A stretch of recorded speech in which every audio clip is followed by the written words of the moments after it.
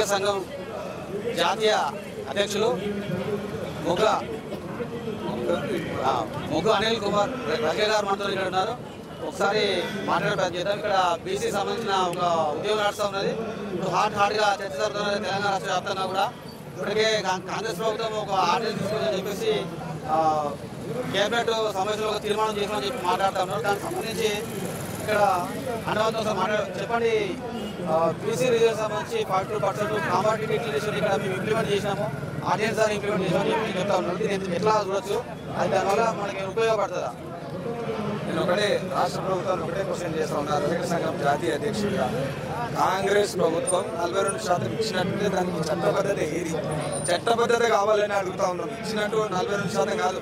ఈరోజు తెలంగాణ రాష్ట్రంలో 59% బీసీ బిడ్డలు ఉన్నారు. 59% రిజర్వేషన్ జరగాలి. కానీ కామారెడ్డి డిక్లరేషన్లో, కామారెడ్డి బహిరంగ సభలో ముఖ్యమంత్రి రేవంత్ రెడ్డి గారు ప్రస్తావిస్తూ ఎన్నికల ప్రచారంలో భాగంగా పక్కలో ఉన్నటువంటి బీసీ ముఖ్యమంత్రి సిద్ధరామయ్య, అదేవిధంగా పక్క రాష్ట్రంలో ఉన్న కర్ణాటక ముఖ్యమంత్రి సిద్ధరామయ్య గారిని కూడా తీసుకొచ్చి ఒక బీసీ ముఖ్యమంత్రిని తీసుకొచ్చి కామారెడ్డిలో మీరు డిక్లరేషన్ ఇస్తామని చెప్పినారు. 42% డిక్లరేషన్ ఇస్తామన్నారు. మీరు ఇచ్చిన మాట ప్రకారంగానే, బీసీ బిడ్డలకు ఇచ్చిన మాట ప్రకారంగానే 42% కామారెడ్డి డిక్లరేషన్ ప్రకటించాలని బీసీ సంఘాలని, దాంతోపాటు అఖిల భారత సంఘం డిమాండ్ చేస్తూ ఉంది. అదేవిధంగా ఈ రోజు ఇచ్చినామన్నట్టుగా దానికి చట్టబద్ధత ఏడా ఉంది? 42% రిజర్వేషన్ కేటాయిస్తే కులాల వారిగా రజక, నాయ బ్రాహ్మణ, కమ్మరి, కుమ్మరి, బీసీ వర్గాలలో ఉన్నటువంటి అన్ని కులాల వారిగా జనాభాను కూడా లెక్కించాలని మేము డిమాండ్ చేస్తా ఉన్నాం.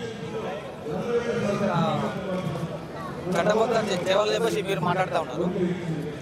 వాళ్ళు ఆర్డర్ తీసుకోవద్దని చెప్పి మీరు కేంద్ర ప్రభుత్వం చేయలేకపోతున్నారు. కేంద్ర ప్రభుత్వం మీద ఒత్తిడి చేయాల్సింది బీసీ బిడ్డలు కాదు. ఈ రోజు బీసీ బిడ్డలందరూ ఓటేస్తేనే ఈరోజు ముఖ్యమంత్రి సీట్లో రేవంత్ రెడ్డి గారు గెలిచినారు, కూర్చున్నారు. కాంగ్రెస్ ప్రభుత్వం గెలిచింది. బీసీల తరఫున ఈ రోజు ఢిల్లీ కూడా బయట గారు ముఖ్యమంత్రి గారు, ప్రధానమంత్రి గారి ఆఫీస్ అక్కడే ఉంది, ఆ తర్వాత ప్రైమ్ మినిస్టర్ గారి ఆఫీస్ అక్కడే ఉంది. తప్పకుండా దీన్ని చట్టబద్ధత తీసుకొచ్చేలాగా కేంద్రం మీద ఒత్తిడి చేయాల్సిన బాధ్యత రాష్ట్ర ప్రభుత్వం మీద ఉంది. మళ్ళొక విషయం చెప్తా ఉన్నా, 42% బీసీ డిక్లరేషన్ కేటాయించకుండా ఎన్నికలకు వెళ్లే కుట్రలో కాంగ్రెస్ ప్రభుత్వం ఉంది. వాస్తవంగా 42% బీసీ డిక్లరేషన్ ఇవ్వకుండా గ్రామాలలో ఎన్నికలకు వస్తే కాంగ్రెస్ నాయకులను ఉరికించడానికి బీసీ బిడ్డలంతా సిద్ధంగా ఉన్నారు. ఎన్నికలకు ఏ విధంగా ఓటు అడగడానికి వస్తారు? ఈరోజు ఇచ్చినామని కాదు, చట్టబద్ధత ఎక్కడ ఉంది? తమిళనాడు తరహాలోనే చట్టబద్ధత వేస్తే మాకు బాగుంటుంది. గతంలో బీహార్లో ఏం జరిగింది? చట్టబద్ధత లేకుండా బీసీ రిజర్వేషన్ కోట్ల కొట్టేసిన పరిస్థితి, మొట్టికాయలు వేసిన పరిస్థితి బీహార్ రాష్ట్రంలో, తర్వాత ఇంకా 2-3 రాష్ట్రాలలో ఉంది.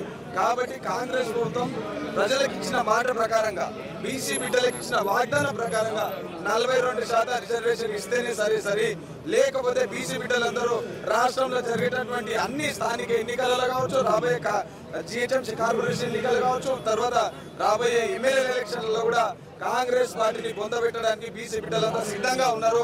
కాంగ్రెస్ ప్రభుత్వము ఒకటే విషయం చెప్తా ఉన్నా, బీసీలకు ఇచ్చినటువంటి హామీని నిలబెట్టుకోవాలని చెప్పేసి అఖిల భారత సంఘం డిమాండ్ చేస్తా ఉంది. అదే విధంగా రజక, నాయ బ్రాహ్మణ, ఇతర కులాలకు గత ప్రభుత్వం స్కీమ్లు ఇస్తే ఈ ప్రభుత్వంలో స్కీమ్లు ఆపేసే పరిస్థితి వచ్చింది. అదే విధంగా రజకులకు, నాయ బ్రాహ్మణులకు 250 యూనిట్ల ఉచిత విద్యుత్ గత ప్రభుత్వం ఇస్తే ఆ పెండింగ్ బిల్లులు కూడా కట్టకుండా ఈరోజు రజకులను, నాయ బ్రాహ్మణులను మోసం చేస్తున్నటువంటి ప్రభుత్వం ఈ కాంగ్రెస్ ప్రభుత్వం. ఈ రజక, నాయ బ్రాహ్మణులని కాదు, బీసీలో ఉన్నటువంటి 126 కులాలను మోసం చేస్తా ఉంది. గతంలో కేసీఆర్ గారు బీసీ కులాల ఆత్మగౌరవాన్ని పెంచితే ఈరోజు కాంగ్రెస్ ప్రభుత్వం బీసీల ఆత్మగౌరవాన్ని తప్పకుండా అవమానిస్తూ ఉంది. బీసీలను చిన్న చూపు చేస్తూ ఉంది. బీసీలు అంటే బెదురుకోవడం కాదు, అదురుకోవడం కాదు, మీరు చెప్పినటువంటి మాట మోసపూరితం కాదు. బీసీలో ఉన్నటువంటి మేధావులు, విద్యార్థులు, మహిళలు అందరూ ఈరోజు ఒకటైనారు. తప్పకుండా బీసీలకు మోసం చేయాలని చూస్తే కాంగ్రెస్ ప్రభుత్వాన్ని, కాంగ్రెస్ పార్టీని పొందబెడతాం. తప్పకుండా తెలంగాణ రాష్ట్రంలో 42% రిజర్వేషన్ కేటాయించకపోతే కాంగ్రెస్ పార్టీకి రాబోయే ఎన్నికలలో గుండుసున్న వస్తుందని చెప్పేసి హెచ్చరిక జారీ చేస్తా ఉన్నాం. భవిష్యత్ కార్యాచరణ ఎట్లా ఉండబోతుంది? అదేవిధంగా మన తెలంగాణలో బీసీ కేంద్ర మంత్రులు ఎంపీలు ఉన్నారు. ఎంపీల నుంచి మీరు ఎట్లాంటి ఒత్తిడి తీసుకొస్తారు?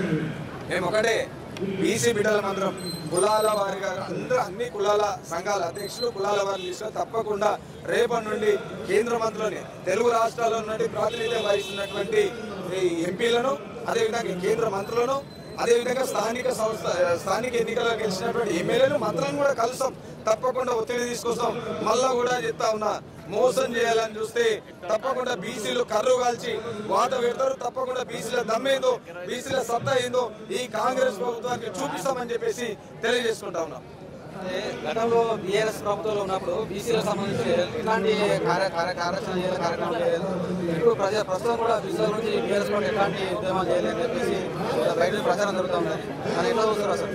మరి అంతా రాజకీయ నేను బీఆర్ఎస్ పార్టీ తరఫు నుంచి రాలేదు. నేను ఒక బీసీ బిడ్డగా ఒక రజక సంఘం నుంచి వచ్చిన. వాస్తవంగా బీఆర్ఎస్ పార్టీ ఎక్కడైనా పార్టీ జెండా కనిపిస్తుందా? ఒకసారి ఆత్మ పరిశీలన చేసుకోవాలి. కాంగ్రెస్ పార్టీ గారేడి మాటలకు పొట్టి నీళ్ళు అయినటువంటిది కాంగ్రెస్ పార్టీ, మోసం చేసేది కాంగ్రెస్ పార్టీ. ఎక్కడైనా బీఆర్ఎస్ జెండా కనిపించిందా బ్రదర్? మిమ్మల్ని కూడా అడుగుతా ఉన్నా, ఎక్కడ బీఆర్ఎస్ జెండా కనిపించలే. ఇక్కడ వచ్చినటువంటి స్వచ్ఛందంగా బీసీ కులాలు ఉన్నటువంటి అన్ని కులాల నుంచి ఈ రోజు అందరు ఇక్కడికి వచ్చిందంటే పార్టీ పరంగా కాదు. మీరు ఏంటంటే మీరే చట్టబద్ధత లేకుండా బీసీలు 42% ఇస్తున్నామని చెప్పి తూతూ మంత్రంగా చేసుకుంటూ రేపు నాడు కోర్టులో కూడా కేసులు వేసే పరిస్థితిలో కాంగ్రెస్ ప్రభుత్వం ఉంది. దాన్ని పక్క వాళ్ళ మీద నెట్టేయడం కాంగ్రెస్ పార్టీకి వెనతోటి పెట్టిన విధేనే. కాబట్టి ఇదంతా అవాస్తవం.